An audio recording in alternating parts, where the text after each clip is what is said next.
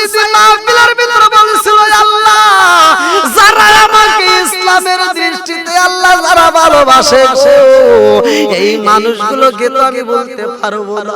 আল্লাহ গো, হাসরের ময়দানে এই মানুষগুলোরে নিয়ে আসেন, আমি জান্নাতে যাইতে পারি।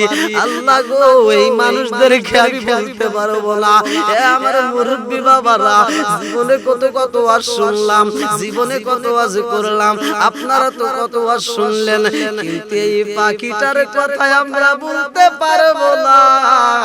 এই পাখিটা জীবনের তরে বিদায় পায়া গেছে রে ভাই। আমি যখন ইন্ডিয়াতে মাহফিলে যাই, ইন্ডিয়াতে যাওয়ার পরে ওই কোরআনের পাখির কথা সবাই আমার কাছে বলে, আরে সেই জায়গায় যাইতাম, আল্লামা দেলোয়ার হোসেন সাইদের কথা সেই জায়গায় হইতো।